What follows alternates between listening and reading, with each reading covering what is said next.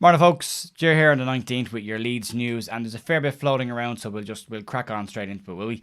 And we'll start off with some incoming news. And according to journalist Alan Nixon, Leeds have been heavily linked with a move for Linfield midfielder Cole Brannigan. He is a 16-year-old yet to make his first team debut for Linfield, but Leeds are amongst a host of clubs said to be interested in him, including Liverpool, Man City and Chelsea.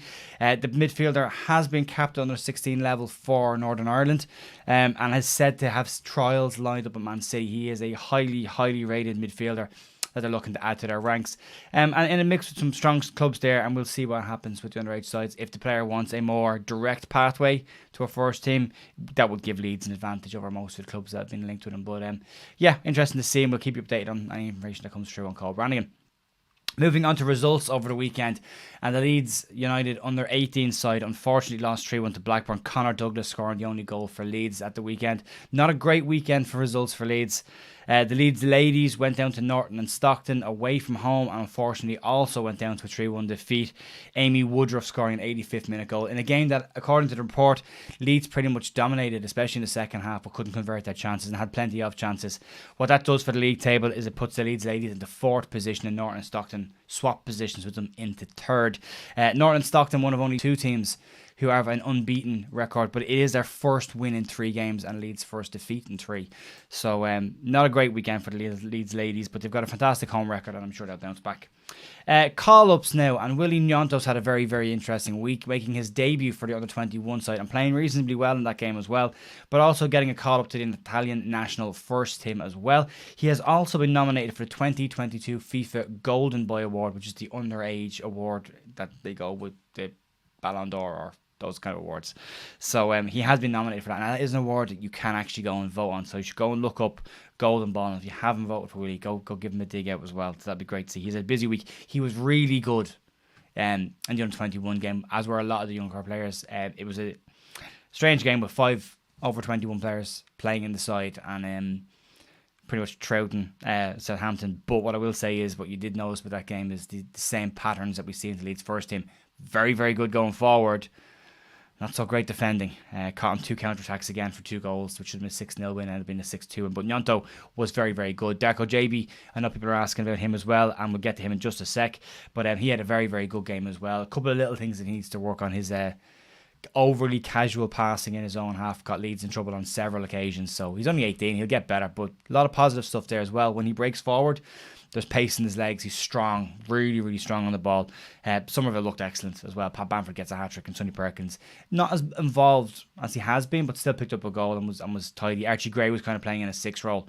Again, kind of went under the radar for most of the game, but that's what you want from those players. You don't want to notice those players. They're doing their job. You don't notice them. So, but Bamford was asked after the game how the relationship is with the underage players and them. And he said that he did have to have a go at Darko JB and had a bit of a pop at him during the game about his casual passing and about trying tricks in areas of the pitch. You shouldn't be trying them on the edge of your box, when he put Leeds in trouble a couple of times.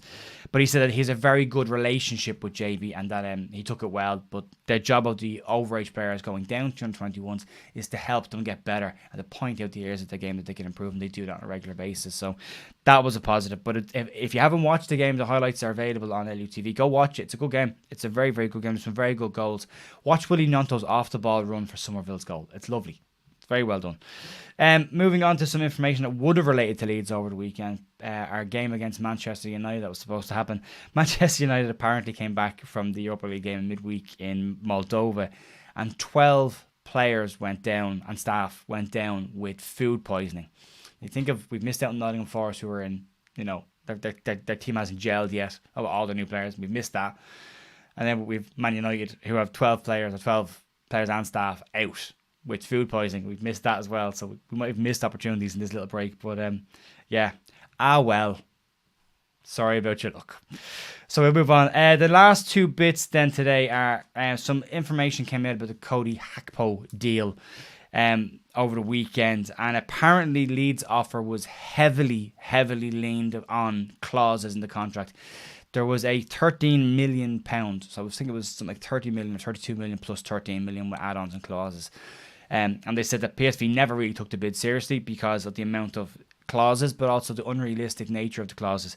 They claim that of the 13 million euro in clauses, only 2 million of them were actually attainable for PSV. They said that one of the clauses included Leeds finishing the top 4 or qualifying for Champions League, which paid out 6 million euro if Leeds qualified for the Champions League. Now, signing a player like Gakpo will obviously push you into those positions. But looking at the defending that we've been doing this year, like you're miles away from Champions League football if you're defending like that every week. So yeah, they didn't take it seriously. But Leeds they did say in the article, PSV did say they expect Leeds to come back in January.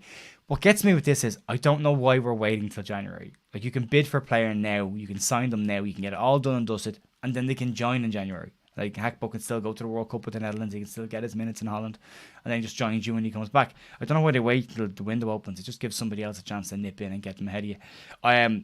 You won't get him for 43 million if he has a good World Cup. You're looking at that's going to go to 60 million easily if he has a decent World Cup. So that's us out of the equation completely. But you never know. They would want to move rapidly on this. If they're sitting around waiting the last week of the transfer window to get a Gakpo deal done, in my opinion, forget about it. We'll just mess around like we did this time already. So it's important to get this one done early. Get it done early. So, and then finally today, Jesse Marsch has been talking on creating an identity at Leeds and stating that it's made up of 100 years of history, tradition, and being a fighting Leeds. We have the reputation of dirty Leeds.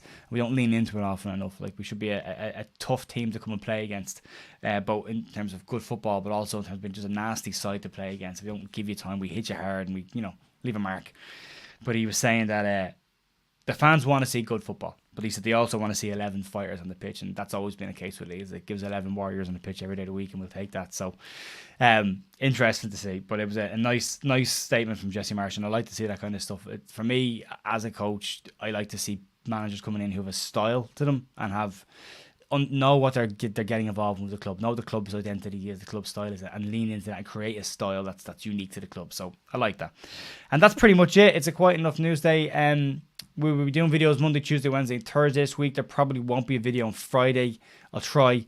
I'm flying to the States on Friday for work, so I'll be gone Friday to the following Friday. But I will try and do videos from over there next week. I'll be doing it remotely. I'll have most of my gear with me anyway, so I'll try and do something if I can while I'm over there. And that's pretty much it today, folks. Usual stuff. If you like the channel, if you want to support the channel, more importantly, subscribing and liking the videos is what gets the channel noticed and what helps the channel to grow. So if you're in that way of thinking, there's a subscribe button over here, there's one on the channel, and then there's like buttons and share buttons. If you want to help the channel grow, that would be great. So that's my one this week. I will talk to you all tomorrow morning. Have a great day. Bye.